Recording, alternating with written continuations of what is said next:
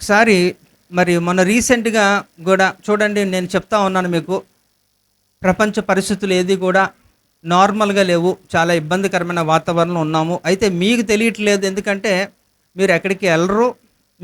మీ దగ్గర మీ పరిస్థితులు బాగుండొచ్చు. అందువలన మీరు పెద్దగా ఫోకస్ చేయలేకపోవచ్చు. కానీ ప్రపంచ నలుమూలలో గూడా మనం చూస్తే పరిస్థితులు ఏది కూడా అంత బాలేదు. ఎక్కడో దగ్గర అసమాధానం, అల్లర్లు, యుద్ధాలు, ఇంకా ప్రకృతి వైపరీత్యాలు, ముఖ్యంగా ఎక్కువగా భూకంపాల గురించి మనం వింటున్నాం. సునామీల గురించి వింటున్నాం. ఎక్కడ చూసినా అదే. మత్తయి సువార్త 24లో ఆల్రెడీ దేవుడు వచ్చే ముందు తనకు సూచనలు 3వ వచనం నుంచి కూడా 8 వరకు కూడా ఆ విషయాలన్నీ తెలియజేస్తారు. కరువుల గురించి మాట్లాడారు, యుద్ధముల గురించి మాట్లాడారు, యుద్ధ సమాచారాల గురించి మనం వింటామని, అలాగే ఇంకా భూకంపాల గురించి, అబద్ధ బోధకుల గురించి, ఇలాంటివి నానా రకాలన్నీ కూడా దేవుడు ముందుగానే తెలియజేశాడు. ఇవన్నీ కూడా మనం వింటాం, చూస్తున్నాం. ఇప్పుడు నెరవేర్పు కాలంలో ఉన్నాం కాబట్టి కొంచెం జాగ్రత్తగా మీరు సత్యవాక్యములో కానీ మీరు కానీ ప్రయాణం చేయకపోతే, మరి నిన్నటి దినాన్ని కూడా యవనస్తుల కూడికలో కూడా నేను మాట్లాడాను. మీరు నిందారహితులుగా మీరు ఉన్నప్పటికీ కూడా, మీరు ఎవరికీ అన్యాయం చేయకపోయినప్పటికీ కూడా, మీరు సరైన బోధలో కానీ మీరు ప్రయాణం చేయకపోతే మీరు ఎత్తబడడానికి అవకాశం లేదని చెప్పాను. ఎందుకంటే ప్రకటన గ్రంథం 16వ అధ్యాయం అంతా కూడా దేని గురించి మాట్లాడుతుందంటే 7 ఉగ్రత పాత్రలు కుమ్మరింపు. ఎవరి మీద కుమ్మరిస్తారంటే విడవబడిన వారి మీద కదా. విడవబడిన వారు పరిస్థితి ఎలా ఉంటుందంటే భయంకరంగా ఉంటుంది. కనుక వాటి నిమిత్తం కూడా మనం విడవబడిన వారిగా ఉండకుండా సంఘం ఎత్తబడుతున్నప్పుడు సంసిద్ధులై మనం వెళ్ళిపోయే వారిగా ఉంటే మనకి సంబంధం ఉండదు. కనుక ఈ విషయాలు కొంచెం మీరు జ్ఞాపకం చేసుకొని, కొంచెం చక్కగా వాక్యాన్ని అర్థం చేసుకొని దానికి తగిన రీతిలో మీ యొక్క జీవితాన్ని మీరు కట్టుకుంటే అది మీకు క్షేమం. హల్లెలూయా. సో త్వరగా నాకు కానీ మీరు సహకరించారనుకోండి, నేను త్వరగానే ముగిస్తాను. ఇప్పుడు నాకు చూడండి 12:30 అవుతుంది కదా. ఇప్పటి నుంచి మీరు నాకు అలా యాక్టివ్గా రెసిప్రోకేటివ్గా ఉంటే నేను ఒక 1:30 లోపే ముగించేస్తాను, 1 అవర్ లోపే ముగిస్తాను. ఓకే. అలా అంటాడు కానీ ఇటు మాట మీద నుంచాడు అనే కదా మీ యొక్క ఇది. ఈసారి చూద్దాం ఏం చేద్దాం అనేది. కనుక ఇక్కడ మీరు గమనించి, నేను ఎందుకు ఈ యొక్క ప్రస్తావన తీసుకొచ్చానంటే, ప్రపంచ పరిస్థితులు సామాన్యంగా లేవని, అలాగే దేవుని కొరకు నిలబడిన వారు, దేవుని కొరకు పనిచేస్తున్న వారిని ఎంత తొందరగా ఈ లోకం నుంచి ఖాళీ చేయడానికి సాతాను ఎన్నో ప్రయత్నాలు చేస్తున్నాడు. ఇప్పుడు రీసెంట్గా మనం కానీ చూస్తే, మరి చార్లీ క్రిక్ అనే ఒక వ్యక్తి, యవనస్తుడు, 31 సంవత్సరాలు, మరి అమెరికా దేశంలో, మరి ఆయనకి 2 బిడ్డలు. మరి ఆయన చక్కగా మరి యంగ్ డిబేటర్ అన్నమాట. అంటే మనకేంటంటే మన దేశం గురించి కూడా సంపూర్ణంగా మనకు తెలియదు. ఎక్కడంటే ఇగోండి ఆ వ్యక్తిని చూడండి. మరి అతన్ని కాల్చి చంపేశారు, పబ్లిక్ క్రౌడ్లోనే చంపేశారు, షూట్ చేసి స్నైపర్తో. కనుక అంటే ఇక్కడ ఎందుకంటే 31 సంవత్సరాల యవనస్తుడు, ఈయన ఎంతగా ప్రభావితం చేశాడంటే, ఇప్పుడు మీకు ఆల్రెడీ మీకు ఇవన్నీ చెప్పిన అంశాలే. అమెరికా డాలర్ మీద ఏముంటుందండి? వీ ట్రస్ట్ ఇన్ యూ కదా, వీ ట్రస్ట్ గాడ్ అని ఉంటుంది. అంటే మేము దేవుణ్ణి నమ్ముతున్నాము, విశ్వసిస్తున్నామని. అంటే వారి యొక్క విశ్వాసానికి ఎంత ప్రాముఖ్యత ఇస్తున్నారంటే, దేవుడు లేకుండా ఏది కలగలేదు అనేది వాక్యం కూడా అదే కదా చెప్తుందండి. యోహాను సువార్త 1వ అధ్యాయం 3వ వచనంలో ఉందంట, కలిగినది ఏది ఆయన లేకుండా కలిగిలేదు, కాబట్టి సమస్తము కూడా ఆయన వల్ల కలిగింది. అయితే అది ఎంతమంది గుర్తిస్తున్నారు? క్రైస్తవులే గుర్తించట్లేదు, ఇంకా అన్యులు ఎందుకు గుర్తిస్తారు? కానీ ఇక్కడ అమెరికా రాష్ట్రము తలమానికంగా ప్రపంచ దేశాల్లో కూడా ఒక పెద్దన్న పాత్ర పోషిస్తుందంటే కారణం ఏంటో తెలుసా? వారు నమ్మిన దేవుడిని వారు హెచ్చించడాన్ని బట్టి. అది మనం చాలాసార్లు మీకు చెప్పాను. అయితే నేను ఇప్పుడు ఎందుకు ఆ ప్రస్తావన తీసుకొస్తానంటే, ఈ వ్యక్తి అమెరికా దేశం గురించి, వారి యొక్క జాతీయ లేకపోతే వారి యొక్క దేశ భక్తిని చాటుతూ ప్యారలల్గా దేవుని గురించి కూడా చాలా చక్కగా నిలబడిన వ్యక్తి ఈ యొక్క చార్లీ క్రిక్ అనే వ్యక్తి. ఈయన ఏం చేస్తారంటే అపోలజెటిక్స్, అంటే ఇక్కడ నాస్తికులు లేకపోతే దేవుడు లేదని వాదిస్తున్న వారు కానీ ఇలాంటి వారందరితో కూడా, అయితే విశ్వాస స్థాయిలో తక్కువ ఉండి కూడా వారి యొక్క కృంగిపోయిన పరిస్థితుల్లో ఉన్నవారు కానీ, యంగ్ పీపుల్‌తో ఎక్కువ యవనస్తులతో ఈ యొక్క యూనివర్సిటీల్లోని, స్కూల్స్‌లోని ఇలాంటి యొక్క కాలేజెస్‌లో అన్నిట్లో గూడా ఒక, ఒక మీటింగ్ ఏర్పాటు చేసి ఒక క్వెషన్ అండ్ ఆన్సర్స్ అంటే ప్రశ్న జవాబులు అనే ఒక సదస్సులాగా పెట్టి ఆయన ఏం చేస్తారంటే దేవుని గురించి ఆయన చాలా గొప్పగా మరి ఆయన నమ్మిన దేవుడు ఎంత గొప్పవాడో అని తెలియజేస్తున్న ఒక క్రమంలో చాలామంది మరి వారికున్న సందేహాలు నివృత్తి చేసుకొని వారు చక్కగా వారు ఒక మంచి మార్గంలో స్థిరపరచబడడానికి ఈ వ్యక్తి కారణం. అమెరికా పేరు ఇక మీదట వినబడదు రానున్న రోజుల్లో. ఎందుకంటే ఇప్పుడు సుప్రీం పవర్ కదా అమెరికా అన్ని దేశాల కంటే కూడా. ఎందుకంటే జీడిపి ఎక్కువ, రెవెన్యూ ఎక్కువ, విస్తీర్ణ ఎక్కువ, డిఫెన్స్ సిస్టమ్ చాలా స్ట్రాంగ్గా ఉంటుంది. తర్వాత డాలరు అదే అన్నట్లో కూడా చలామణి అవుతూ ఉంటుంది. ఎక్స్పోర్ట్స్ ఇంపోర్ట్స్లో కూడా ట్రేడింగ్ అన్నిటిలో కూడా డాలర్కి ఎక్కువ ప్రాధాన్యత. యాక్చువల్లీ చెప్పాలంటే డాలర్ ఫ్లక్చువేట్ అవుతూ ఉంటుంది. 75 నుంచి 83, 85 లోపు అలా మారుతూ ఉంటుంది డైలీ బేసిస్లో. కానీ బహ్రెయిన్ డాలర్ చాలా కాస్ట్లీ, గల్ఫ్ కంట్రీస్ డాలర్ చాలా కాస్ట్లీ. అయినప్పటికీ కూడా దీనికి స్థిరంగా అలా పట్టుందంటే వారు దాన్ని అట్లా మెయింటైన్ చేసుకున్నారు. ఫైనాన్షియల్ సిస్టమ్ చాలా స్ట్రాంగ్గా ఉంటుంది, డిఫెన్స్ సిస్టమ్ స్ట్రాంగ్గా ఉంటుంది. అలా కొన్ని కొన్ని విలువలు ఉంటాయి. అది బేస్ చేసుకొని సుప్రీం పవర్ అనేది ఈ యొక్క ఆ దేశాలకు ఇస్తారు. సో ఆ లెక్కలో చూసుకుంటే అమెరికా ఇక రానున్న రోజుల్లో కనుమరుగైపోతుంది అని కూడా ఈయన చెప్పిన సందర్భాలు కొన్ని ఉన్నాయి. వాస్తవంగా బైబిల్ లేఖనాలే తెలియజేస్తుంది కదా. ఇప్పుడు అమెరికా అమెరికా అందరూ అంటున్నారు. అమెరికాకు ఉండవలసిన కొన్ని యొక్క మంచి యొక్క విలువలతో కూడుకున్నవన్నీ ఉన్నప్పటికీ కూడా అమెరికా పతనం అయిపోబోతుంది. ఇది బైబిల్ ఎప్పుడో చెప్పింది. అమెరికా మంచి దేశం కదండి, క్రైస్తవులు ఎక్కువ ఉన్నవారు కదండి, వారు ఇంకా ఇలా అలా చేశారు కదంటే అవన్నీ కూడా కరెక్టే. కానీ అది కాన్స్టెంట్గా మెయింటైన్ అవ్వే పరిస్థితి లేదు. ఇంకా మనం చూస్తే ఇవన్నీ కూడా ఎవరు వస్తారు, ఈ యొక్క దేశాలన్నిటికీ అధిపతిగా ఎవరు రాబోతున్నారు అనేసి అంటే రష్యా రాబోతుంది. రష్యా ఒక కమ్యూనిస్ట్ దేశం. ప్రస్తుతానికి మనకేం ప్రాబ్లం లేదు. కానీ రానున్న రోజుల్లో రష్యా ఏలబోతుంది, ప్రపంచ దేశాలంటే శాసించబోతుంది.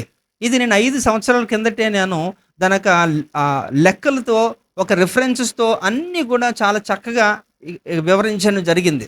చర్చ్లో మాట్లాడలేదు కానీ మాకు ఫ్యామిలీ ప్రేయర్స్ వాటిల్లోనే ఇవన్నీ కూడా అయిపోయినాయి. ఇప్పుడు అవన్నీ కూడా నెరవేరబోతుంది. యెహెజ్కేలు గ్రంథం 37 అలాగే 38 అధ్యాయాలు నెరవేర్పు కాలంలో కూడా ఉన్నాము. అక్కడ యుద్ధాలు సంభవించబోతున్నాయి. ఇప్పుడు 57 దేశాలు ఇవన్నీ కూడా ఇస్రాయెల్ దేశం మీద టార్గెట్ చేశాయి. ప్రజెంట్ ఏ టైంలో ఏం జరిగినా మనకి పెద్దగా ఆశ్చర్యపడక్కర్లేదు. అంటే లేఖనాలన్నీ నెరవేర్పు కాలంలో ఉన్నాయి. అయితే ఈ వ్యక్తిని ఆయన్ని షూట్ చేసి చంపేశారు. మరి ఆయన షూట్ చేసిన వ్యక్తి కూడా దొరికాడు కానీ బట్ ప్రాణం అయితే రాదు కదండి, అంతే. అయితే మరి వాళ్ళ బిడ్డల బాధ్యత అంతా కూడా ఎలాన్ మస్క్ తీసుకున్నాడు. ఇంకా స్పోర్ట్స్ ప్లేయర్స్ అందరూ కూడా ముందుకొచ్చి కాంట్రిబ్యూట్ చేస్తూ వాళ్ళ లైఫ్ టైం వారు ఎంత చదివినా వారక అంతా కూడా మేమే భరిస్తామని వాళ్ళందరూ వచ్చారు. బోల్డ్ మంది వస్తారు, ప్రాబ్లం లేదు. కానీ అయితే కొంతమంది మాటలు ఏంటంటే ఎందుకు అతన్ని అలా చంపేస్తున్నప్పుడు దేవుడు ఏం చేయలేదా అంటే దేవుడు అనుమతి లేకుండా జరగదు, దేవుడే అప్పగించాడు. అంటే ఆయన ఏమైపోయారట, మత్యార్ అంటారు, అంటే హతసాక్షి కదా. దేవుని యొక్క పనిలో ఆయన ముందుకెళ్తున్నప్పుడు అలా చంపబడినప్పుడు హతసాక్షి అంటారు.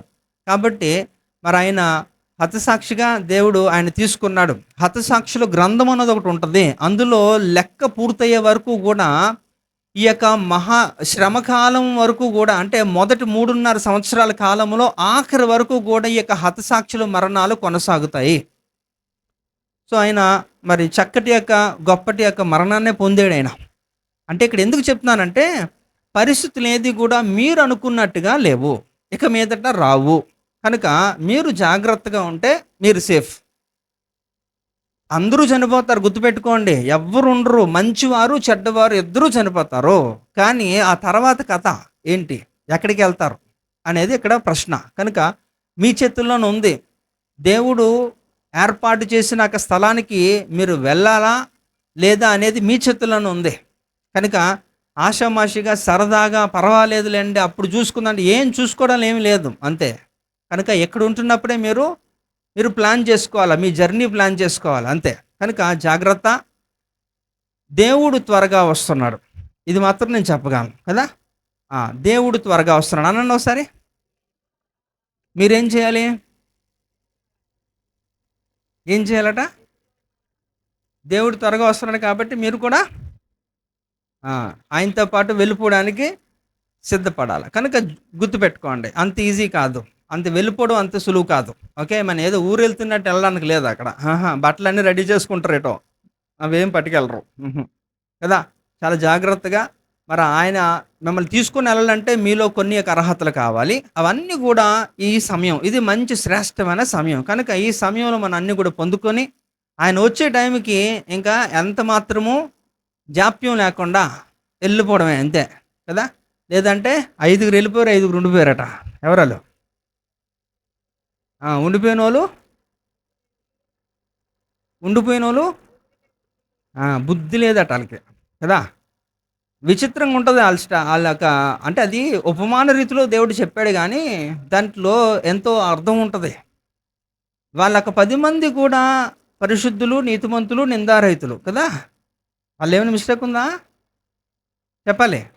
లేదు కదా. అయినా ఉండిపోయారు, అయినా ఉండిపోయారు అంతే. కాబట్టి చాలా జాగ్రత్తగా మిమ్మల్ని మీరు సిద్ధపరచుకోండి. దేవుడు రాకడ అతి సమీపంగా ఉంది. హల్లెలూయా. రైట్. అయితే మరి ఈరోజు కొన్ని మాటలు నేను చెప్పిన త్వరగా నేను ముగిస్తాను. సో ఇక్కడ ఉన్న వారందరిలో కూడా మీరేమన్నా కోల్పోయారా?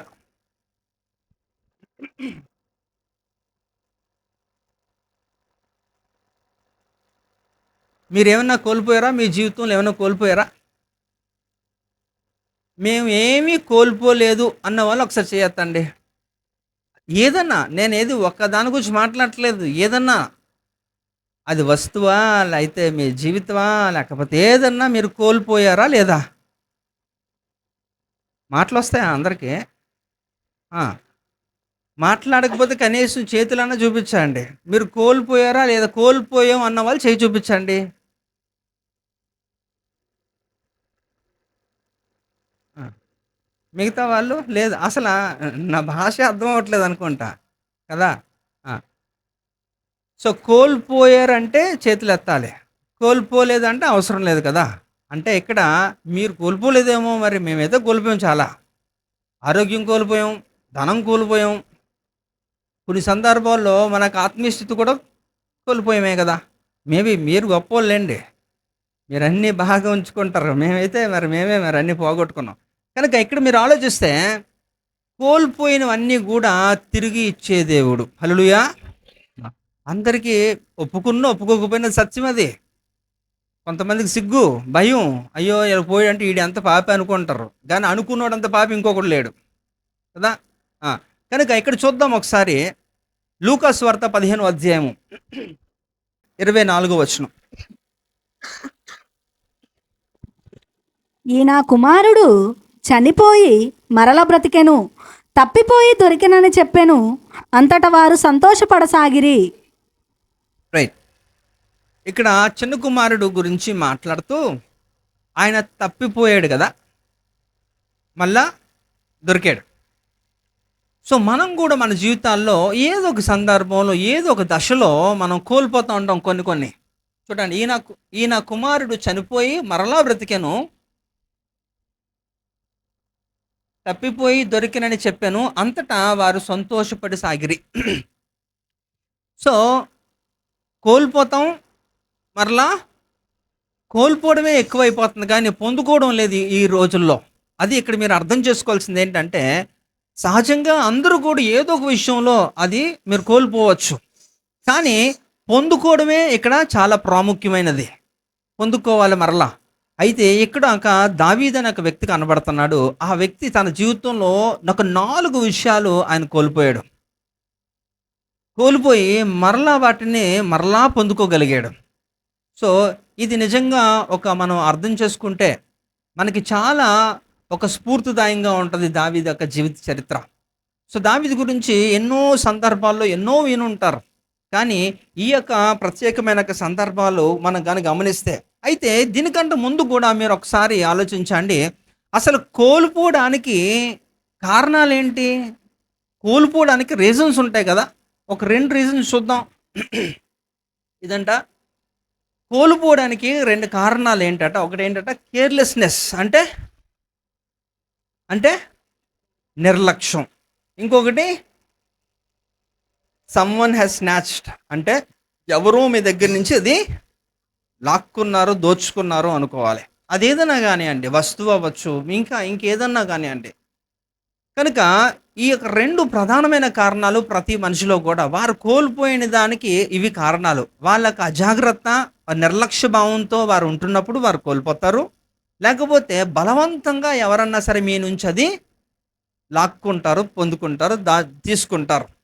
అయితే ఇక్కడ దావీదు యొక్క జీవితాన్ని మనం పరిశీలన చేస్తే, సో నేను కేవలము ఒక భౌతికంగా లౌకికంగా నేను మాట్లాడట్లేదు, అది కూడా ఉండొచ్చేమో, కానీ ఆధ్యాత్మికంగా మనం అనుకోవాలి ఒకసారి. మనం ఆత్మీయంగా ఏం కోల్పోయాం?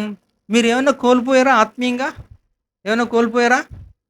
లేదా లేదా అందరూ కోల్పోయిన వాళ్ళే, విధంగా చెప్పాలంటే అందరూ కోల్పోయిన వాళ్ళే. కనుక ఇక్కడికి మీరు ఆలోచిస్తే మేబీ చూడండి, ఒక్కసారి నేను చెబుతున్న వాటికి మీరు కంపేర్ చేసుకుంటే, ఒకప్పుడు మీరు బాగా ప్రార్థించేవారు, అవునా? ఎక్కువ సమయం గడిపేవారు. ఈ రోజుల్లో యు లాస్ట్ ఇట్. ఎందుకని? ఏదో రీజన్స్ ఉన్నాయి, 101 రీజన్స్ చెప్తారు.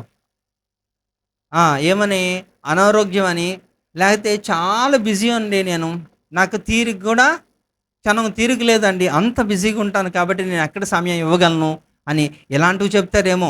లేకపోతే సమాధానం లేదు కాబట్టి నేను సంపూర్ణంగా చేసుకోలేకపోతున్నాను. ఏదో వివిధమైన కారణాలు మీకు ఉండొచ్చు. కానీ ఒకప్పుడులాగైతే మీరు ఇప్పుడు లేరు కదా.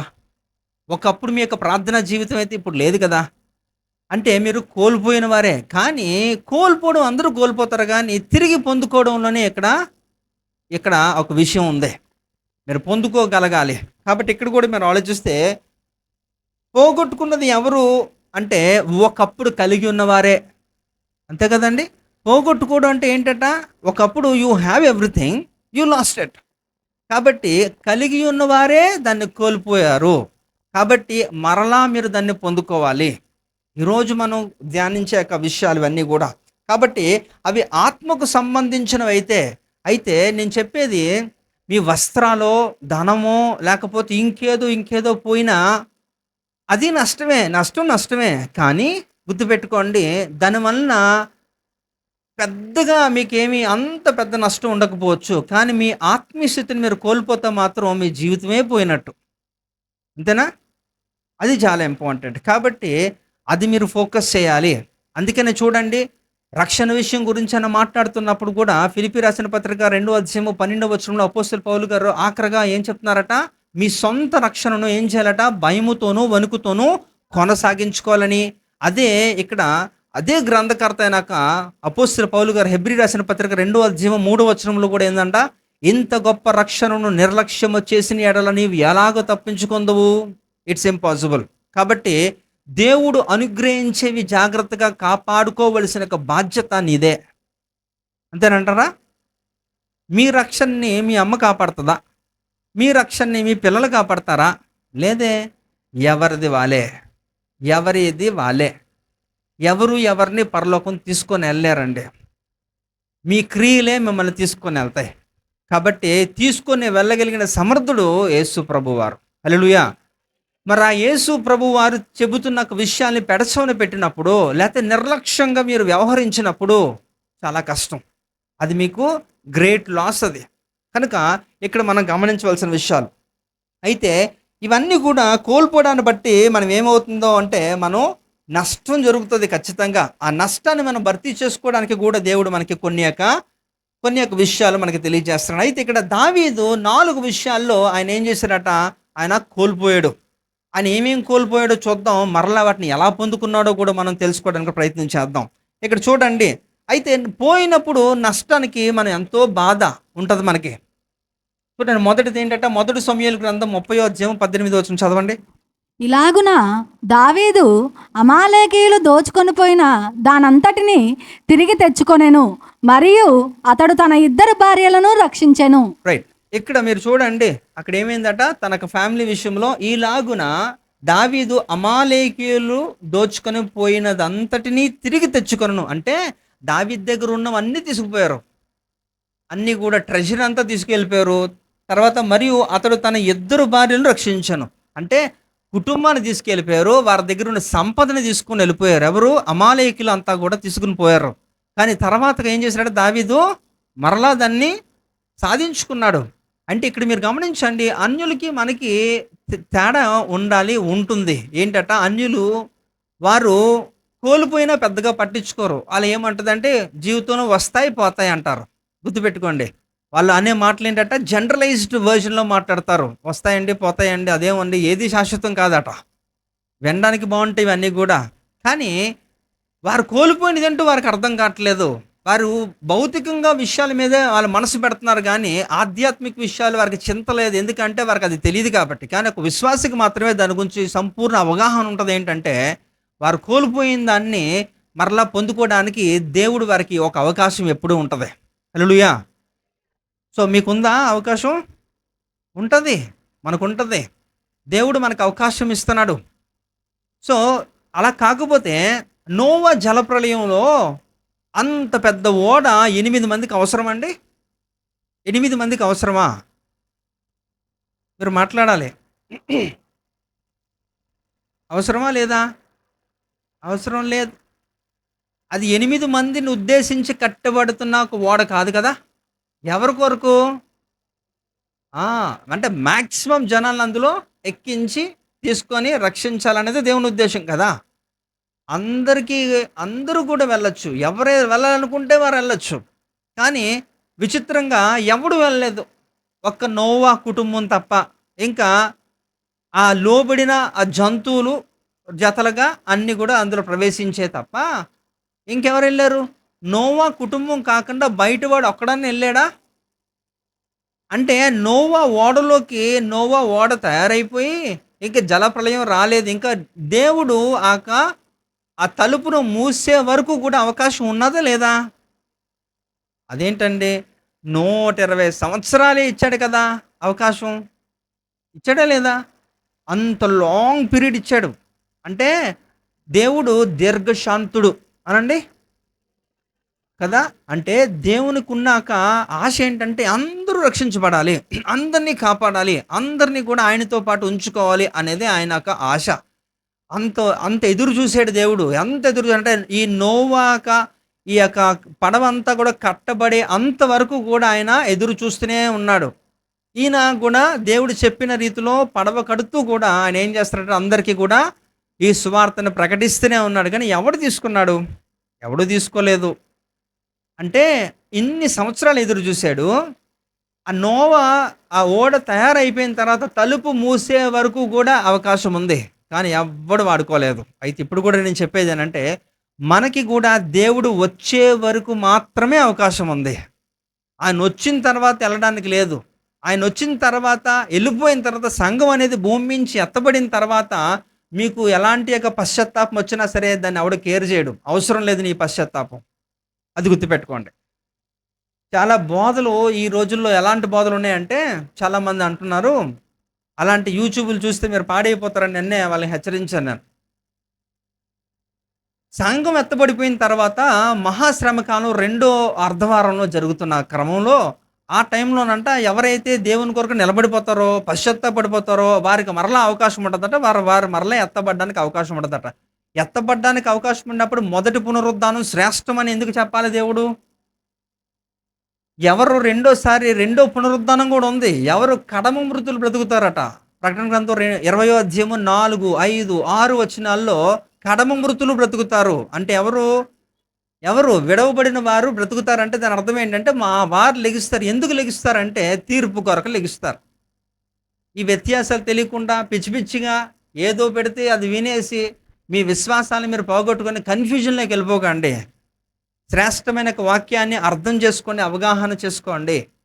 కనుక ఇక్కడ మనం గమనిస్తే విశ్వాసులకి ఒక అవకాశం ఉంది. వాడు బ్రతుకున్నంత కాలము కూడా వాడు కానీ అయితే బ్రతుకున్నంత కాలం అంటే యేసుప్రభు వచ్చి వెళ్ళిపోయిన తర్వాత కూడా వాడు బతికి ఉన్నాడు అనుకోండి, ఆడికి లేదు. మళ్ళా దేవుడు వచ్చేలోపు వాడు బ్రతుకుంటే వాడు సరైన రీతిలో వాడు సిద్ధపడి పశ్చాత్తాపడి దేవుని కొరకు ఎదురు చూసేవాడైతే వాడికి మాత్రమే అవకాశం ఉంటుంది. వాడు మాత్రమే సంఘ నిర్మాణంలో ఒక పాలిభాగస్తుడు.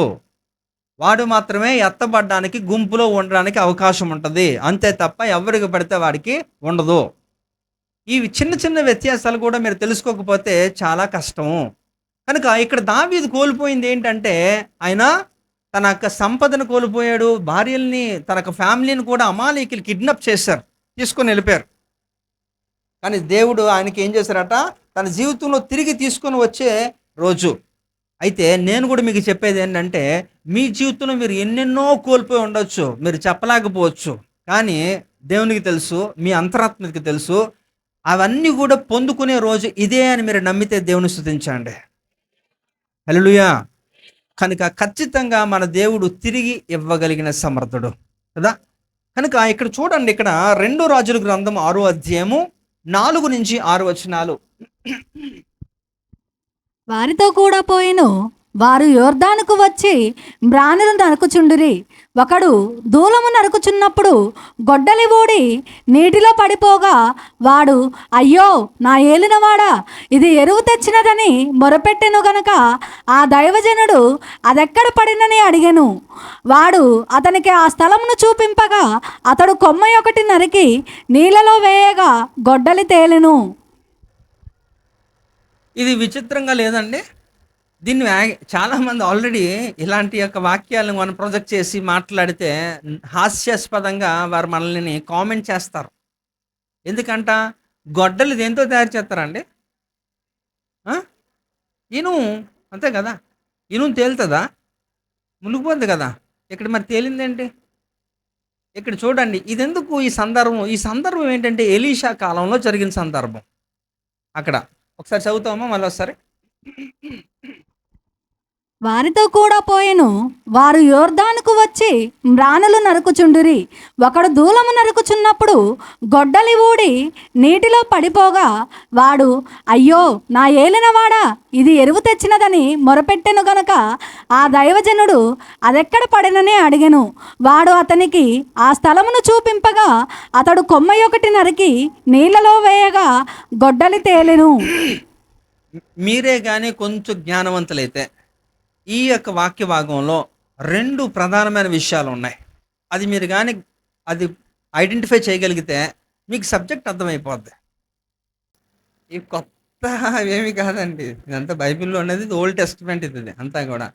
ఎప్పటిదో అంటే మనం గబగబ చదువుకొని వెళ్ళిపోతాం కదా, అందువల్ల మీకు ఏంటి అర్థం అవుతాం. లేదా కొంతమంది అసలు ఇది కూడా చదువు ఉండరు, అందుకనే కొత్తగా ఉండొచ్చు. ఇందులో 2 ప్రాముఖ్యమైన విషయాలు ఉన్నాయి. ఎలీషా సహాయం చేయడానికి ఆ 2 కారణం. ఎలీషా ఎవరంతకి? ఎవర్రా? మోషే ఏదో చెప్పాలనుకున్నాడు, మింగేశాడు. అది కాదా? ఓకే, ప్రవక్త కదా. ప్రవక్తనా? రైట్. ఇక్కడ చూడండి, ఇక్కడ సరే, ఇక్కడ గొడ్డలు ఎందుకు బయటకు వచ్చింది? గొడ్డలు ఎందుకు బయటకు వచ్చింది? ఏం చెప్పారు?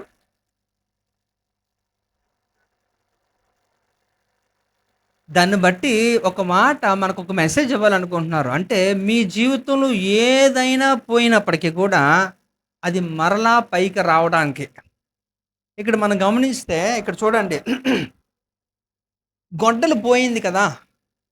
మీరు గమనించవలసిన ఒక 2 విషయాలు మీరు గమనించట్లేదు మీకు. ఎందుకంటే మీ ప్రాబ్లం ఏంటంటే ఇక్కడ బాడీ ప్రెజెంట్, మైండ్ అబ్సెంట్. అంటే అంత పీస్ఫుల్గా మీరు వాక్యాన్ని తీసుకోరు, దాన్ని అందులో విశ్లేషించరు, దాన్ని డిఫరెన్షియేట్ చేయరు. విజన్ ఆఫ్ ద వర్డ్ అంటారు. అందుకనే అంటే వాక్యాన్ని సరిగ్గా విభజించినప్పుడు అందులో ఉంటున్న ఒక మర్మం మీకు అర్థమవుద్ది. ఇందులో 2 విషయాలు మనకి కనబడుతున్నాయి. ఇక్కడ చూడండి, వారితో కూడా పోయిను, వారు యోర్దానుకు వచ్చి మ్రానులు నరుకుచుండిరి. వాళ్ళు వచ్చే శిష్యులు వచ్చి అక్కడ యోర్దాన్ దగ్గర చెట్లు నరుకుతున్నారట గొడ్డలు తీసుకొని. అయితే ఒకడు దూలము నరుకుచున్నప్పుడు గొడ్డలి ఊడి నీటిలో పడిపోగా వాడు, అయ్యో నా ఏలినవాడా, అది ఎరువు తెచ్చినదని మొర్రపెట్టెను. అంటే ఇందులో ఏంటంటే ఎరువు తెచ్చింది అంటే అది ఆడిది కాదు, అవునా? గొడ్డలి వాడిది కాదు. ఇంకా ఆ దైవజనుడు అక్కడ అది పోయిన తర్వాత ఎవరికి చెప్పాడు? వెంటనే ఇమీడియట్లుగా ఎవరికి చెప్పారు? ఆ ఎలీషా అనే యొక్క దైవజనుడు ఆ ప్రవక్త దగ్గరికి వెళ్ళి ఆయన ఆ మాట చెప్పాడు, ఇదే ఇలా పోయింది అని. నా ఏలినవాడంట యజమాని దగ్గరికి వెళ్ళి ఆ మాట చెప్పాడు. తర్వాత ఆ దైవజనుడు అది ఎక్కడ పడినని అడిగాను. వాడు అతనికి ఆ స్థలమును చూపింపగా ఎగ్జాక్ట్ లొకేషన్ చెప్తున్నాడు. ఇక్కడ ఇక్కడ పడింది అంటున్నాడు. అతడు కొమ్మ ఒకటి నరికి నీళ్ళలో వేయగా గొడ్డలు తేలిను. అంటే సింపుల్గా రెండు విషయాలు మీరు అర్థం చేసుకోవాల్సిన ఏంటంటే, ఒకటి ఏంటంటే వాడు పనోడు కాదు, గొడ్డలి నరికే అంతటి సామర్థ్యం లేదు అంటే నాకు పని చేత కాదు ఒకటి. రెండోది ఏంటట, నేను ఆ గొడ్డలి నాది కాదు, నాకు పని చేత కాదు, ఆ గొడ్డలి నాది కాదు. తర్వాత ఇమీడియట్గా వెళ్ళి ఎవరికి చెప్పాడు, సేవకుడికే వెళ్ళి చెప్పాడు, ఆ విషయాన్ని తెలియజేశాడు. తర్వాత యథార్థముగా ఆయన ముందు రెండు విషయాలతో పాటు ఇక్కడ ఏం చెప్తున్నాడట, అబద్ధం ఆడకుండా ఆయన చెప్పాడు. గొడ్డలి నాదని చెప్పలేదు, తర్వాత నేను మంచి పనోడినే అని కూడా ఆయన చెప్పలే. తర్వాత ఎవడెవడికో పిచ్చి పిచ్చిగా మాట్లాడలేదు, ఎవరికి చెప్పాలో వాళ్ళకే చెప్పారు. అయితే అదే మన విషయంలోకి వస్తే, ఏదన్నా మీ విషయంలో తేడా జరిగినప్పుడు కంగారు పడిపోయి ఎక్కువ బీపీ పెంచుకుంటారు. ఫస్ట్ బీపీ పెంచుకొని ఎక్కువ కంగారు పడిపోయి అందరికీ వెళ్ళి చెప్పేస్తూ ఉంటారు.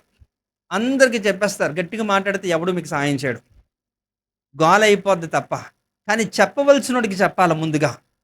ఇక్కడ ఏలినవాడా అని చెప్పి దైవజనుడి దగ్గరికి వెళ్ళి ఆయన మాట్లాడారు. దేవుడిని దగ్గరికి ఎప్పుడు వెళ్తారంటే అన్ని డోర్స్ మూసిపోయిన తర్వాత అప్పుడు వెళ్తారు కదా. కానీ ముందే మీరు వెళ్తే మీకు అక్కడ పరిష్కార మార్గం కనబడుతుంది, కానీ అక్కడ చేయరు. తర్వాత యథార్థత కూడా మీలో ఉండదు. అక్కడ ఎక్కడ పడిందంటే ఇక్కడ పడింది అన్నాడు. కానీ ఇక్కడ యథార్థత లోపించినప్పుడు, సత్యాన్ని మీరు పలకలేనప్పుడు మీకు సమస్యకి పరిష్కారం రాదు. అందుకని అంటారన్నమాట, లాయర్లతోని డాక్టర్లతోని అబద్ధం చెప్పకూడదట. ఎందుకని? ఏమవుద్ది? కేసు ఓడిపోతారు, ప్రాణం పోద్ది, అంతేనా?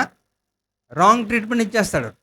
గుండె నాకు వయసు చిన్నది, ఒక 15 సంవత్సరాలకి గుండె జబ్బు ఉందనుకో, 15 సంవత్సరాలు చిన్న వయసులోనే గుండె జబ్బు ఉంది అంటే నేనేదో ఇలాగా ఇచ్చేస్తున్నాను, నేనేం సోమవారం పని చేయక కొవ్వు ఎక్కువ పెరిగిపోయి బాగా తినేస్తున్నాను కాబట్టి డాక్టర్ ఏదో అనుకుంటాడని గుండె జబ్బు అంటే, లేదంటే కిడ్నీ ప్రాబ్లం ఉందా అనేసి అన్నాడు అనుకో, ఏం చేస్తాడు? సరే కిడ్నీ సంగతి చూసేద్దామని చెప్పి గుండెకి చేయాల్సింది కిడ్నీ తీసేస్తాడు, ఏదో చేస్తాడు. పోయేది ఎవరు? నువ్వే పోతావు. అలాగే సేవకుల దగ్గర కూడా మీరు యథార్థత కనపరచకపోతే మీకు పరిష్కారం రాదు. అక్కడ ఇది నాది కాదు, ఏం తెచ్చాడట? ఇక్కడ ఏం చెప్తున్నాడు? అరువు తెచ్చాడా? నాది కాదు అంటున్నాడు. తనది కాదని ఒప్పుకున్నాడు. తర్వాత మంచి పనోడైతే చక్కగా స్కిల్ఫుల్గా పనిచేసును, అక్కడికి పని రాదు. అక్కడ ఏదో అవసరానికి అక్కడ తెచ్చుకున్నారో పని చేస్తున్నారు. అక్కడ యథార్థంగా ఒప్పుకున్నాడు. తర్వాత పోయిన తర్వాత వెంటనే వెళ్ళి ఆయన్ని సంప్రదించాడు. అలా చేసినప్పుడు వెంటనే ఆయన ఒక కొమ్మ నరికి అంత లేచినప్పుడు గొడ్డలి తేలొచ్చేసింది. అంటే ఇక్కడ ఎలీషాకి కూడా తెలుసు, వాడి యథార్థత కనపరిచాడు. సమస్య వచ్చినప్పుడు దాన్ని నేరుగా నాకు చెప్పాడు. తర్వాత అది వాడిది కాదు అని కూడా చెప్పాడు. అవునా? కానీ ఈ రోజుల్లో మన సమస్యను మనం పరిష్కరించుకోవాలనుకుంటే మీరు ఇవన్నీ కూడా ఈ లోపాలు ఉంటాయి. అందువలన కోల్పోతున్నారు కానీ తిరిగి మరలా పొందుకోలేకపోతున్నారు. ఇక్కడ వారు కోల్పోయిన దాన్ని తిరిగి మరలా పొందుకోగలడానికి కారణం ఏంటంటే వారిలో ఉంటున్నది యథార్థత. ఇంకా చూస్తే 1 సమూయేలు గ్రంథం 30వ అధ్యాయంలో 6 నుంచి 8 వచనాలు. దావీదు మిక్కిలి దుఃఖపడెను, మరియు తమ తమ కుమారులను బట్టియు కుమార్తెలను బట్టియు జనులకందరికీ ప్రాణము విసికినందున రాళ్ళు రువ్వి దావీదును చంపుదము రండని వారు చెప్పుకొనగా, దావీదు తన దేవుడైన యెహోవాను బట్టి ధైర్యము తెచ్చుకొనెను. పిమ్మట దావీదు ఏఫోదు తెమ్మని యాజకుడు అహిమేలు కుమారుడైన అబ్యతారుతో చెప్పగా, అబ్యతారు ఏఫోదును దావీదు నొద్దకు తీసుకొని వచ్చెను. నేను ఈ దండును తరిమిన ఎడల దాని కలిసి కొందునా అని యెహోవా యొద్ద దావీదు విచారణ చేయగా, యెహోవా తరము నిశ్చయంగా నీవు వారికి కలుసుకొని తప్పక నీ వారినందరినీ దక్కించుకొందువని సెలవిచ్చెను.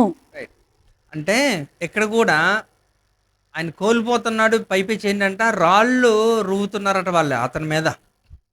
వాళ్ళందరికీ సాయం చేసినట్టు దావీదు, కానీ వారి మీదే మళ్ళా వాళ్ళు ప్రతిఘటిస్తున్నారు. అలాగే తిరిగి అలా చేస్తున్నప్పుడు ఆయనకు అర్థం కాలేదు. వెంటనే ఏం చేశారట, మరి ఈ విషయం గురించి నేను ఎంక్వైరీ చేయాలి, నేను ఏం చేయాలట, ఒక క్లారిటీ తీసుకోవాలని చెప్పి ఆయన దావీదులో ఉన్న ఒక మంచి గుణం ఏంటంటే సొంత నిర్ణయాలు తీసుకోడు ఎక్కువగా.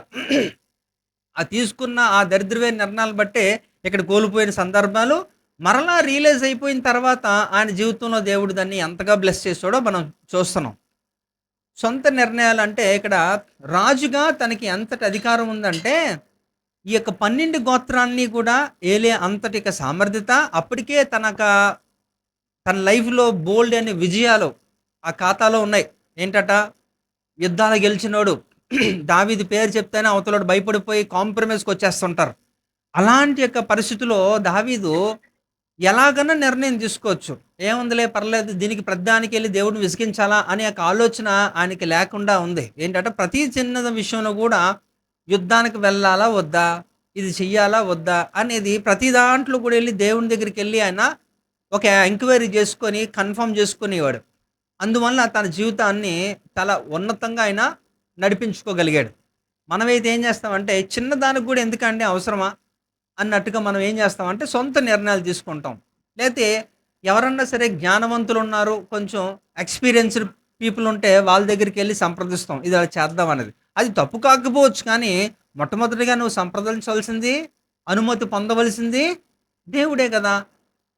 ఇవన్నీ ఫెయిల్ అయిపోతే లాస్ట్ది దేవుడికి వెళ్తుంది మనకి.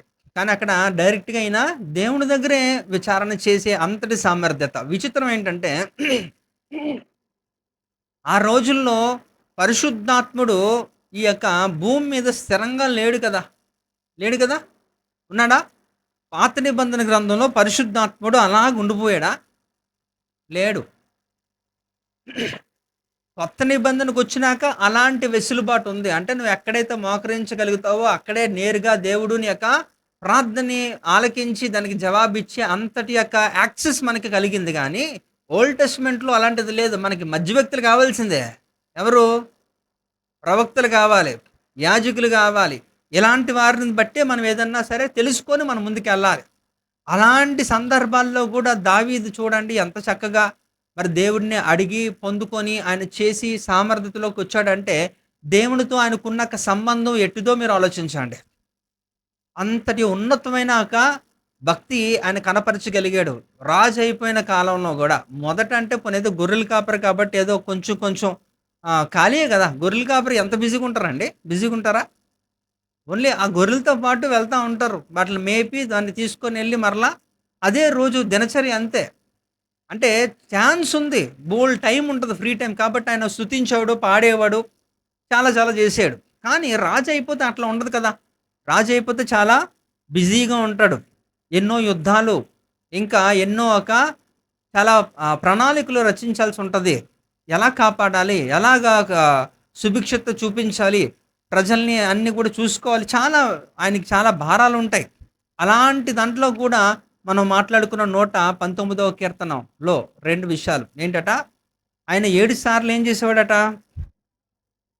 స్తుతించేవాడు, ఆరాధించేవాడు. ఆయన 3 సార్లు అయినా దినానికి ప్రార్థించేవాడు. కీర్తనలో 55:17లో కూడా ఉదయము సాయంకాలం మధ్యాహ్నం నేను జ్ఞానించు మొరపెట్టినప్పుడు ఆయన నా ప్రార్థన ఆలకించును అని ఆయన చెప్పిన సందర్భాలు ఇవన్నీ మనం జ్ఞాపకం చేసుకోవాలి. అంటే మీరు అర్థం చేసుకోవాల్సింది, రాజైన అంతటి యొక్క బిజీ షెడ్యూల్లో కూడా ఆయన ఏం చేశారట, దేవునికి ఇవ్వవలసిన సమయం మామూలు కంటే కూడా ఎక్కువగానే ఇచ్చాడు.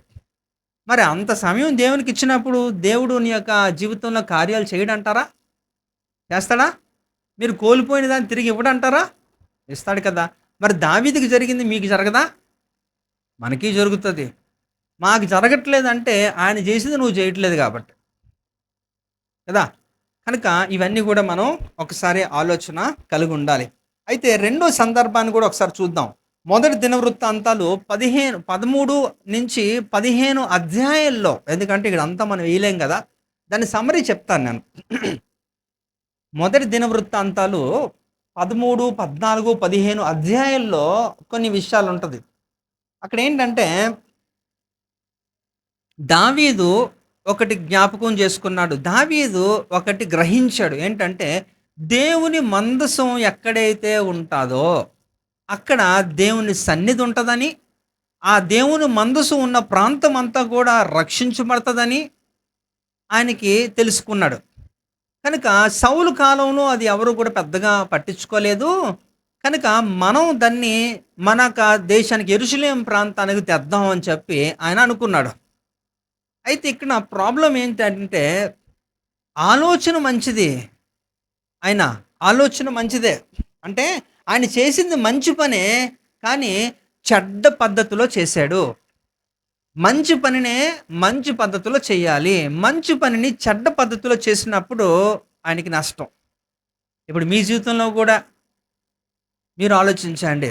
మీరు ఆలోచన మంచిదే, కానీ దాన్ని అమలు చేసేది, ఇంప్లిమెంటేషన్ అనేది రాంగ్ వేలో మీరు చేసినప్పుడు అది మీకు నష్టమే. గుర్తుపెట్టుకోండి, మనం కోల్పోయినవి ఏమన్నా సరే నిజంగా మనకి నష్టము, బాధ మిగులుస్తాయి. కానీ అది పొందుకున్నప్పుడు రెట్టింపు ఆనందం. హల్లెలూయా. ఉంటుందా లేదా? ఉంటుంది. అంటే మీరు మీరు కోల్పోలేదు కాబట్టి మీకు తెలియట్లేదు. అంతే కదా మరి. ఆ లెక్కనైతే అలా మౌనంగా అలా ఉన్నారు. కారణం ఏంటంటే అసలు నేనేం కోల్పోయానండి? కనీసం పెన్ అన్నా కోల్పోయారా? పెన్ను పోయిందా మీది? సూది పోయిందా? ఇంకా ఎక్కువే పోయి ఉంటాయి కదా. ఆ, కనుక ఏదన్నా చెప్తున్నాను కదా, అంటే దాన్ని తిరిగి సంపాదించుకోవడంలోనే మజా ఉంటుంది కదా. అవి మనం తెలుసుకోవాలి. ఇక్కడ దావీదు ఇక్కడ ఏం చేశారంటే ఆయనకు ఆలోచన మంచిది. ఏం ఆలోచన తెలుసా? ఈ మందసాన్ని తనక స్థలంలోకి తీసుకొని రావాలి. యెరూషలేములో పెడితే యెరూషలేముకి అందరూ వస్తారు కదా, చూస్తారు కదా, యెరూషలేము అంతా కూడా కాపాడబడుతుంది దేవుని చేత అనుకున్నాడు. మంచిదే, బాగుంది. కానీ దానికి కొన్ని రూల్స్, రెగ్యులేషన్స్ ఉంటాయి. దాన్ని ఎలా తీసుకొని రావాలి? కహాతీయులు అనేవారికి ప్రత్యేకంగా వారు దీని కొరకే నియమించబడ్డారు. మోషే ప్రత్యక్షపు గుడారంలో ఉంటున్న వస్తువులంతా కూడా ఈ కహాతీయులు ఎవరు? ఈ కహాతీయులు అంటే లేవి గోత్రంలో చెందిన వారే కహాతీయులు. అంటే కొంతమందిని దేవుడు ప్రత్యేకపరిచి వారికి ఏంటంటే ఈ ట్రైనింగ్ ఉంటుందన్నమాట. అంటే ఈ యొక్క మందిర ఉపకరణములన్నీ కూడా వారు జాగ్రత్తగా పరిరక్షించాలి, జాగ్రత్తగా మెయింటైన్ చేయాలి. వస్తువులు ఎవడు పడితే వాడు పట్టుకోవడానికి లేదు. ఈ కహాతీయులు లేవి గోత్రానికి చెందిన వారు మాత్రమే యాజకత్వం చేయాలి. ఆ యొక్క రిచువల్స్ అన్నీ చేయాలి. ఈ యొక్క ఏమంటారట, ఈ యొక్క మందసాన్ని ఆ యొక్క చెక్కలతో మోయాల్సిన బాధ్యత కూడా కహాతీయులదే. ఎందుకంటే స్థిరమైన నివాసం లేదు కదా అప్పట్లో. మనకి చర్చెస్ అంటే ఇప్పుడు ఉన్నాయి, అప్పుడు చర్చిలు ఎక్కడ ఉన్నాయి? లేదు కదా. ఒక స్థలం నుంచి ఒక స్థలానికి అలాగా వాళ్ళు తీసుకొని వెళ్తారు. ఈ మోషే ప్రత్యక్ష గుడారంలో ఏముంటాయి పని తెలుసా? తెలుసా అండి? మోషే ప్రత్యక్షపు గుడారంలో ఏముంటాయి? మోషేనే చెప్తాడు. చెప్పరా? అవకాయ ఏంటన్నాడు? ఏమన్నాడు? ఆవరణమా? ఓకే, ఓకే, చెప్పు. మర్చిపోయావా? ఇట్రా అలాగా. ఓకే, ప్లేసెస్ చెప్తున్నాడు. ఓకే, ఆవరణం అంటండి మొదటిది. రెండోది పరిశుద్ధ స్థలం. రెండోది. మూడోది ఓకే. ఇప్పుడు అందులో మళ్ళీ ఏవో ఉంటాయి అక్కడ వస్తువులు. ఆవరణలో ఏముంటుంది? బలిపీఠమా? ఇంకా ఇంకా ఇంకా గంగాలో ఉంటుంది. అంతవరకు వచ్చాయా? అంటే నువ్వు పరిశుద్ధ స్థలానికి వెళ్ళవు, అతి పరిశుద్ధ స్థలానికి కూడా వెళ్ళవరా నువ్వు? ఇంకెవరైనా చెప్తారా? ఇవన్నీ మనం మాట్లాడుకునేవే. ఎప్పుడో అన్నీ కూడా మీకు పిక్చర్స్ వేసి కూడా చూపించాను. యవనస్తులు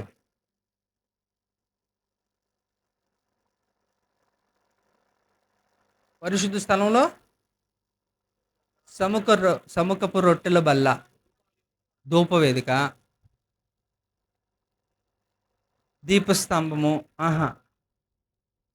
పరిశుద్ధ స్థలంలో ఓకే. నెక్స్ట్ అతి పరిశుద్ధ స్థలంలో ఏముంటాయి? సోఫా,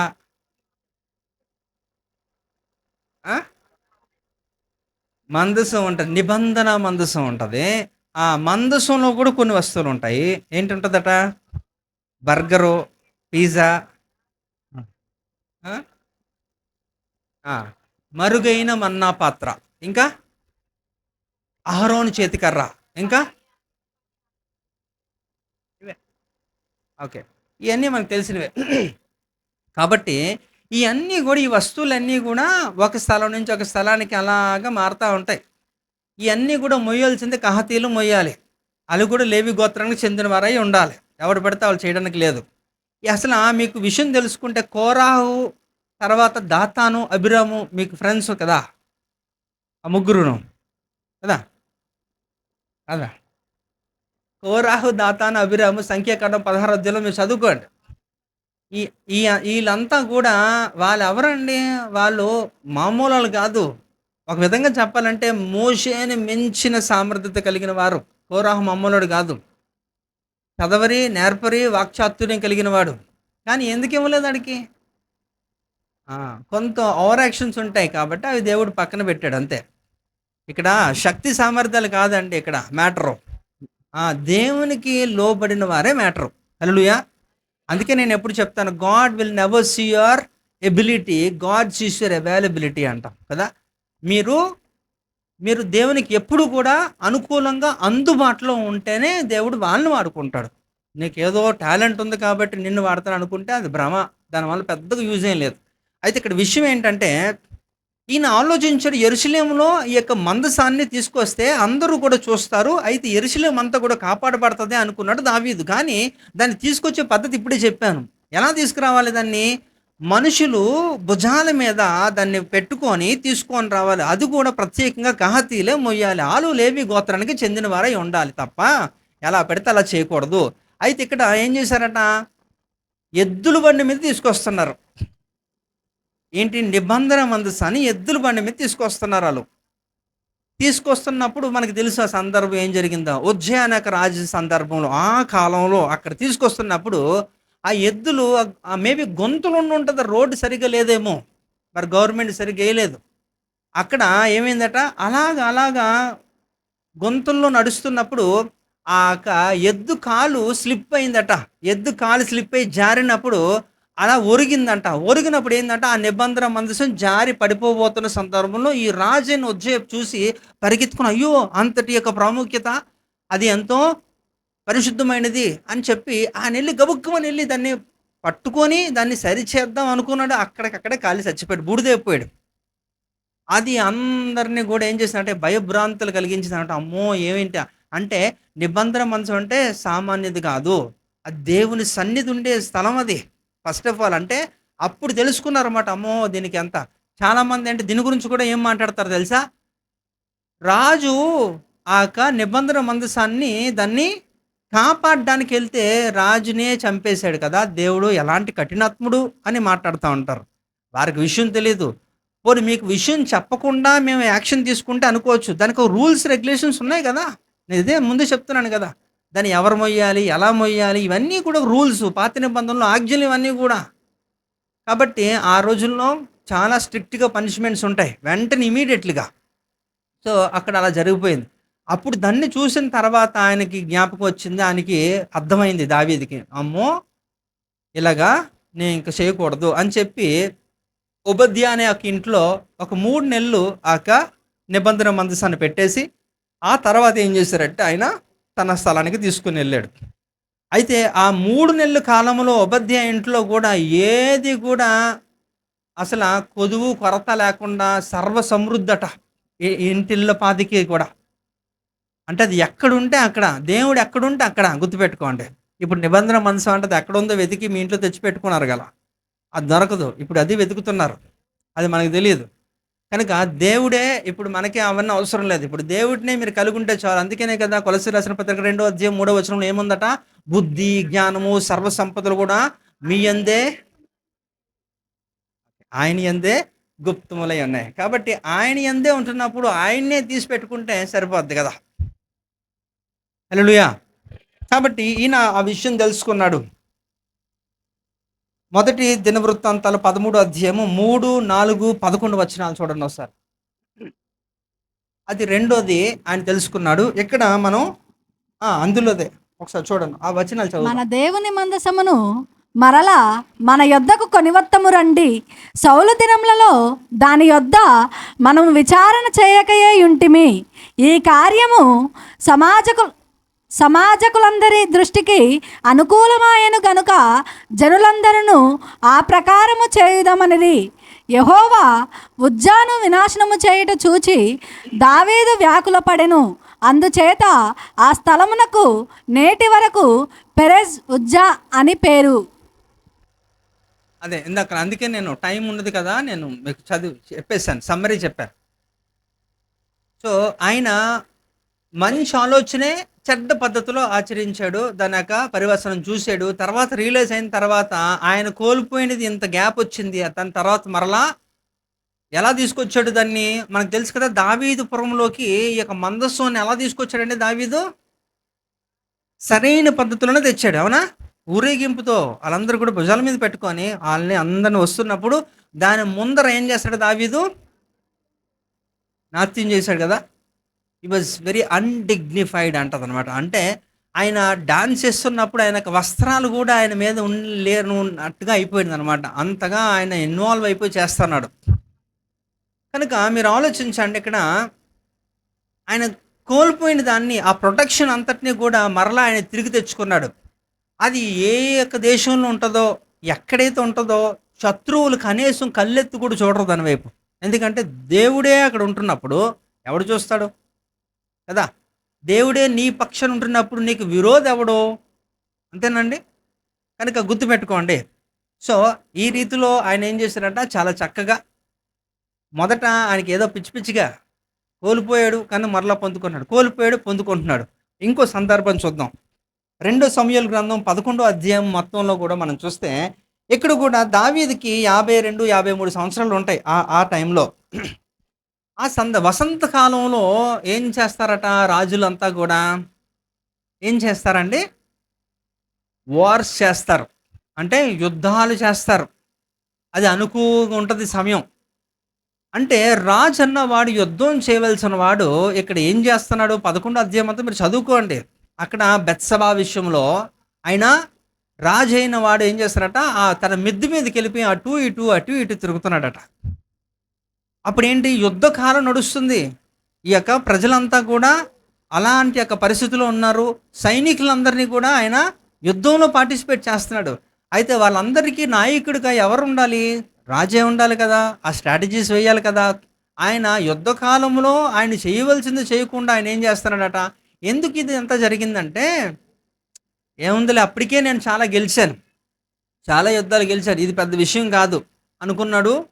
ఆయన పాతవన్నిటిని కూడా జ్ఞాపకం చేసుకొని ఆయన అటు ఇటు తిరుగుతున్నప్పుడు అక్కడ ఏం చేశారట అంటే, పార్టిసిపేట్ చేయవలసిన సమయంలో నువ్వు చేయకపోతే దుష్టుడు నిన్ను ఎలా తీసుకొని వెళ్తాడంటే ఇంకా వేరే కోణంలోకి తీసుకొని వెళ్తాడు. దానివలన అక్కడ నష్టం జరిగింది. ఆ తర్వాత మళ్ళా రిపెంట్ అయ్యి తర్వాత వేరే విషయం, కానీ నష్టం అక్కడ జరిగింది. అంటే ఇక్కడ దావీదు ఏం చేశారట, అక్కడ ఎందుకు అలాంటి పరిస్థితి వచ్చిందంటే తనక పూర్వమందు ఏంటట, తన గెలిచిన విషయాలను బట్టి, తనకున్న సామర్థ్యతను బట్టి ఆయన ఏం చేశారంటే ముందుకు వెళ్ళిపోయాడు. పర్వాలేదులే, నేను లేటుగా వెళ్ళినా పర్లేదు, లేకపోతే నేను లేకపోయినా సరే యుద్ధం నడిచిపోద్ది కదా అనుకున్నాడు. కానీ అక్కడ అలా జరగలే, నష్టపోయాడు. కాబట్టి మనం కూడా, ఎందుకంటే దేవుడు మనకి ఇచ్చిన సమయాల్లో మనం కానీ ఒక ఫోకస్గా మనం చేయకపోతే, నేను అందుకే స్టార్టింగే అడ్రస్ చేశాను ఏంటంటే, కొన్ని విషయాల్లో మీరు అర్థం చేసుకోండి. దేవుడి యొక్క కాపుదల నడిపింపు ఉండాలంటే ప్రతినిత్యము కూడా మనము దేవునితో మనం క్లోజ్గా ఉంటే తప్ప అవ్వదు, దేవునితో కలిసి నడిస్తే తప్ప అవ్వదు. అందుకనే నేను మీకు పదే మీకు జ్ఞాపకం చేస్తాను. రోమాపత్రిక 8వ అధ్యాయము 9వ వచనం ఏముందట ఆఖరి భాగంలో? రోమాపత్రిక 8:9 ఆఖరి భాగంలో ఏముంది?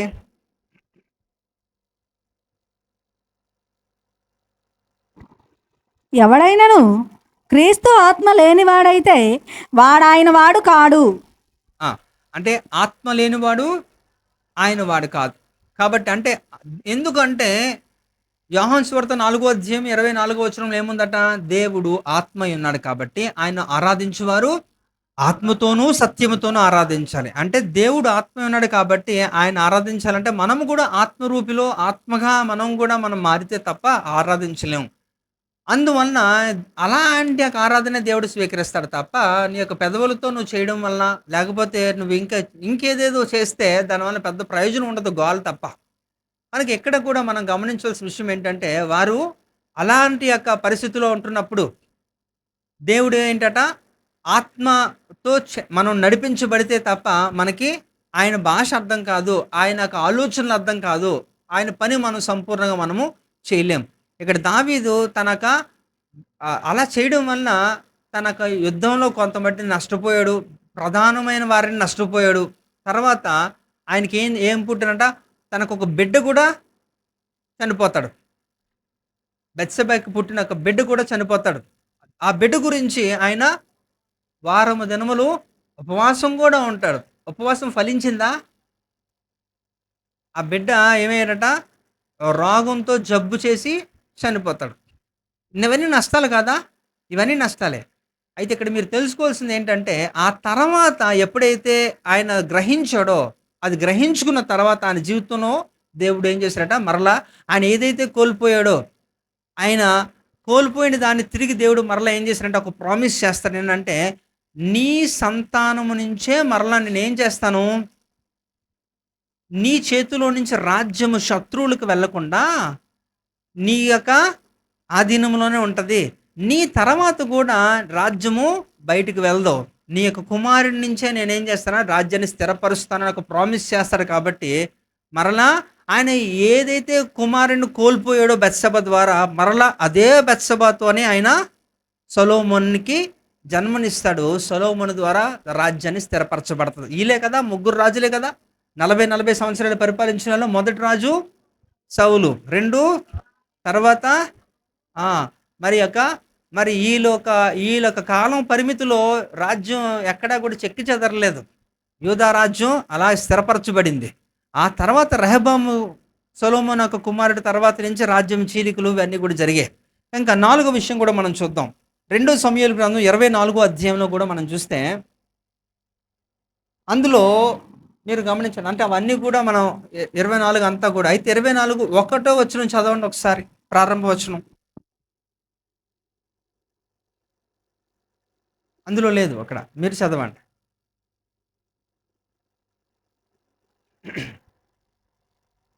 ఇంకొక మారు యెహోవా కోపము ఇశ్రాయేలీల మీద రగులు కొనగా ఆయన దావీదును వారి మీదకి ప్రేరేపణ చేసి, నీవు పోయి ఇశ్రాయేలు వారిని యూదా వారిని లెక్కించుమని అతనికి ఆజ్ఞ ఇచ్చెను. ఎందుకు దేవుని కోపం వచ్చిందో తెలుసా? దావీదు ఇక్కడ ఒక పని చేశాడు. ఏం పని చేశాడంట?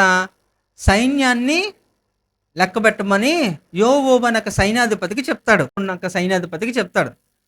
అంటే ఇక్కడ మీకు తప్పుగా అనిపించకపోవచ్చు, మీరు అనుకోవచ్చు అదేంటండి, మా సైనికులు ఎంతమందో మాకు తెలియాలి కదా. ఎందుకంటే వారి యొక్క సామర్థ్యతను బట్టి శత్రువుని మేము అంచనా వేసుకొని మా సైనికులు పెంచుకొని, లేకపోతే మాకు ఆయుధ సంపద కావాలి, ఇవన్నీ లాజిస్టిక్స్ అనమాట, ఇవన్నీ కూడా ఆలోచించాలి కదా అనుకుంటారు. కానీ ఇక్కడ మీరు తెలుసుకోవాల్సింది అంటే, సైన్యములకు అధిపతియగు యెహోవా. హల్లెలూయా. ఇక్కడ నీ పక్షాన్ని యుద్ధం చేసేది ఎవరు? నువ్వా? యుద్ధం ఎవరిది కదా. మరి అది నీకు ఆల్రెడీ నువ్వు బాలుడుగా ఉంటున్నప్పుడే నీకు తెలుసు. ఏది? 2 సమూయేలు గ్రంథం 17వ అధ్యాయంలో గొలియాతుతో యుద్ధం చేసావు కదా, అప్పటికి ఇంకా రాజు అవ్వలేదు కదా, అప్పుడే నీకు తెలుసు. ఇప్పుడేంటి మరి కొత్తగా దేవుడు చెప్తున్నాడు కదా. అయితే ఈ యోవాబు కూడా చెప్తున్నాడు ఏమని, వద్దండి అలా చేయకూడదు అని కూడా చెప్తుంటే కూడా, నేను ఆజ్ఞ వేస్తున్నప్పుడు మూసుకొని చెయ్యి అన్నట్టుగానే చెప్తాడు. ఇంకా అదే అలా చేయడం వల్ల యెహోవా కోపం రగులుకుందంట. రగులుకుని ఎంతగా అయిపోయిందంటే, అక్కడికి చూడండి, అక్కడ 17, 18 చదవండి. దావీదు జనులను నాశనము చేసిన దూతను కనుగొని యెహోవాను ఇలాగూ ప్రార్థించెను, చిత్తగించుము, పాపము చేసిన వాడను నేనే, దుర్మార్గముగా ప్రవర్తించిన వాడను నేనే. గొర్రెల వంటి వీరేమి చేసిరి? నన్నును నా తండ్రి ఇంటి వారిని శిక్షించుము. ఆ దినమున గాదు దావీదు నొద్దకు వచ్చి, నీవు పోయి యెబూసీయుడైన అరోనా యొక్క కళ్ళములో యెహోవా నామమున ఒక బలిపీఠము కట్టించుమని అతనితో చెప్పగా, అక్కడ దావీదు యెహోవా నామమున ఒక బలిపీఠము కట్టించి దహన బలులను సమాధాన బలులను అర్పించెను. యెహోవా దేశము కొరకు చేయబడిన విజ్ఞాపనలను ఆలకింపగా ఆ తెగులు ఆగి ఇశ్రాయేలీలను విడిచిపోయెను. అంటే ఇక్కడ ఏంటంటే విషయం, ఈ 4 సందర్భం ఇది.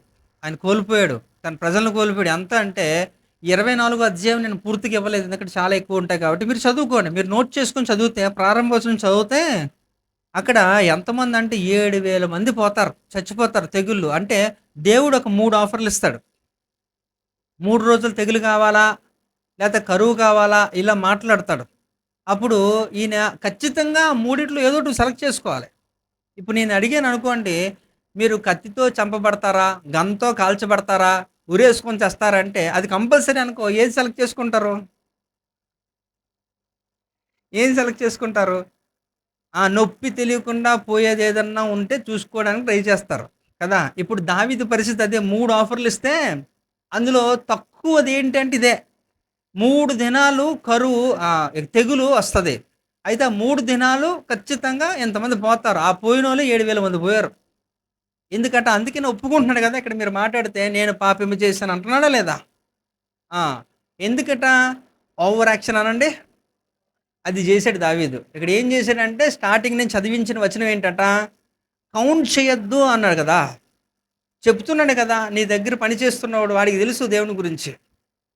మరి నీకు తెలుసు గట్టిగా మాట్లాడితే, కానీ నువ్వు వినలేదు, ఆయన చెప్పింది వినలేదు. దాని యొక్క కాన్సిక్వెన్సెస్ అనమాట, దాని పర్యవసనం ఏంటట, 7,000 మంది చచ్చిపోయారు. సారీ 7,000 కదా, 70,000 మంది చచ్చిపోతారు. మీరు అక్కడ చదువుకొని అవన్నీ డీటెయిల్స్ ఉంటాయి. 70,000 మంది తన యొక్క ప్రజలు చనిపోతే మామూలు విషయం అది. అంటే ఆ చనిపోయిన వారందరి బాధ్యత నీదే, నీ వల్ల చచ్చిపోయారు వాళ్ళంతా. మరి అంతగా అయింది అన్నప్పుడు ఇంకా మరణాలు ఆగట్లే. ఇప్పుడు దానికి దేవుని ఎలా శాంతింపజేయాలి అన్నప్పుడు ఆ విషయం తెలుసుకున్నాక 25వ వచనంలో ఇక్కడ పని చేస్తాడు. ఏం చేశారంటే అక్కడ చదువమ్మా, అక్కడ చదువు. అక్కడ దావీదు యెహోవా నామమున ఒక బలిపీఠము కట్టించి దహన బలులను సమాధాన బలులను అర్పించెను. యెహోవా దేశము కొరకు చేయబడిన విజ్ఞాపనలను ఆలకింపగా ఆ తెగులు ఆ ఇశ్రాయేలీయులను విడిచిపోయెను. అది అంటే అక్కడ దాని యొక్క పరిష్కారం ఏంటట, ఆ ప్రత్యేకం ఒక స్థలంలో ఏం చేయాలట, అక్కడ దేవునికి ఒక బలిపీఠాన్ని అక్కడ కట్టించాల్సి ఉంటుంది.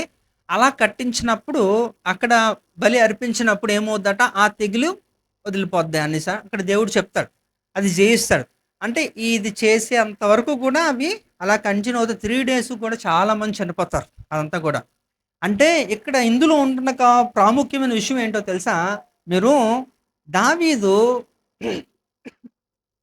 తన యొక్క శక్తి మీద ఆధారపడ్డాడు. కొంత కొంత కొంత సమయం ఆయన అలా ఆలోచించాడు. ఎందుకంటే అప్పటికే నేను చాలా యుద్ధాలు గెలిచేశాను కదా, నా శక్తి సామర్థ్యం చాలా ఎక్కువ.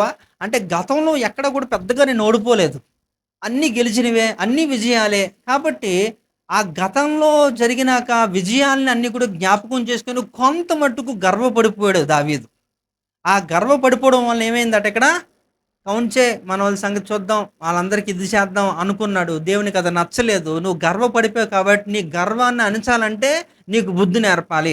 ఆ బుద్ధి నేర్పడంలో వీళ్ళు పోయారు. అయితే ఇందులో కూడా నేను అనుకుంటాను, అంటే కొంచెం లోతుగా మీరు ఆలోచిస్తే 70,000 మంది చనిపోయారు, ఓకే. అయితే ఆ 70,000 కూడా మరి అమాయకులు చనిపోయారా అంటే కాకపోవచ్చు అనుకుంటాను నేను. అందులో కూడా దేవునికి అవిధేయులుగా ఉంటూ దేవుని ఎంత చెప్పినా మార్పు చెందని వారుగా ఉంటున్నప్పుడు, కానీ వారు కూడా ప్రజలే కదా. కనుక మేబీ నేను అనుకుంటాను దేవుడు అలా లెక్క కట్టి వాళ్ళని లేపేసి ఉంటాడు అలాగా. కానీ ఏదైనా సరే అదంతా కూడా నీ వల్లనే జరిగింది కదా అని చెప్పి దేవుడు ఒక కంప్లైంట్ చేసినప్పుడు తను తెలుసుకున్నాడు. అంటే తను కోల్పోయిన దాన్ని మరలా ఆయన పొందుకోగలిగాడు. అది ఎప్పుడైతే అది చేసాడో ఆ తర్వాత ఆయన ఏదైతే కోల్పోయాడో మరలా దేవుడు తనకి దయచేశాడు. కనుక మన జీవితంలో కూడా మనం చాలా విషయాలు మనం కోల్పోతూ ఉంటాం, కానీ తిరిగి పొందుకోవడం మనకు తెలియదు. అది మీరు పొందుకోకుండానే మీరు చనిపోతూ ఉంటారు. ఇక్కడ నేను మరలా చెప్తున్నాను, జ్ఞాపకం చేసుకోండి. మీరు కోల్పోయినవి డబ్బో, లేకపోతే నగలో, లేకపోతే ఇంకేది ఇల్లులో, ఏదైనా భౌతికంగా ఏం కోల్పోయినా పర్వాలేదు, మరలా చెప్తున్నా. ఎందుకంటే అవేవి కూడా నేను పరలోకం తీసుకుని వెళ్ళవు. నువ్వు ఆత్మీయంగా కానీ ఏమైనా కోల్పోతే అది రక్షణ అవ్వచ్చు, ఏమన్నా ఇలాంటివి ఏమన్నా కోల్పోతే దేవునితో సంబంధం అవ్వచ్చు. ఇవేవి కోల్పోయినా మీరు చనిపోయే లోపే మరలా మీరు పొందుకోకపోతే మీ పరిస్థితి ఒక ప్రశ్నార్థకం అయిపోద్ది. అంతేనంటారా? సో ఇప్పుడు చెప్పండి, దేవునితో ఉన్న సంబంధం కోల్పోయారా? మీరు రక్షణను కోల్పోయారా? మీ విశ్వాసాన్ని మీరు కోల్పోయారా? లేదా కోల్పోయారా? ఒప్పుకుంటే మంచిదే. మీరు కోల్పోతే మాత్రం దాన్ని మరలా తిరిగి పొందుకోండి. హల్లెలూయా. దాంట్లో 100% 100% నా దేవుడు మీకు సహాయం చేస్తాడు. ఓకే. ఎందుకంటే కోల్పోయిన దాన్ని తిరిగి ఇచ్చేవాడు ఆయనే. అయితే ఆయన దగ్గరికి వెళ్ళే విధానం మీకు తెలియాలి, అడిగే విధానం తెలియాలి, ఇచ్చిన తర్వాత దాన్ని జాగ్రత్తగా పట్టుకునేది కూడా తెలియాలి. కొంతమందికి పొందుకుంటారు కానీ దాన్ని ఎలా యూజ్ చేయాలో తెలియదు. అందుకే నేను కొన్ని ఎగ్జాంపుల్స్ చెప్తా ఉంటాను అనమాట. ఒక రైతు దగ్గరికి వెళ్ళి ఒక AK-47 ఇచ్చారనుకో, ఏం చేస్తాడు? ఏం చేస్తాడు? వాడికి వాడడం వచ్చా? అది సైనికుల చేతిలో ఉంటే బాగుంటుంది కదా. రైతు చేతిలో ఏముంటే బాగుంటుంది? విత్తనాలు ఉంటే బాగుంటుందంట. అంతే కదండి. అలాగా కనుక ఒక విశ్వాసి చేతిలో ఏముండాలంట? దేవుని యొక్క ఆత్మవరాలు ఉంటున్నప్పుడు సూపర్గా ఉంటుంది కదా. వాటిని వాడే విధానం కూడా తెలియాలి. కనుక మనం పొందుకోండి. కోల్పోవడం సహజమే, అందరూ కోల్పోతారు, ఏదో ఒకటి కోల్పోతారు. అది భౌతికంగా, ఆధ్యాత్మికంగా ఏదన్నా కోల్పోతారు, కానీ తిరిగి పొందుకోవడమే గొప్ప. హల్లెలూయా. కాబట్టి ఈ దినం మీరు ఏం కోల్పోయారో నాకు చెప్పొద్దు, కానీ మీ దేవునికి చెప్పండి, దేవా నేను ఈ పలానాది కోల్పోయాను, తిరిగి నాకు దయచే, నువ్వు తిరిగి ఇస్తేనే నేను అవి పొందుకొని నేను ఇంటికి వెళ్తాను అని అలాంటి తీర్మానము యథార్థముగా మీ హృదయంలోంచి కానీ మీరు చెప్పగలిగితే మీరు పొందుకొని మీరు వెళ్తారు. హల్లెలూయా. చిన్న ప్రార్థన చేద్దాం.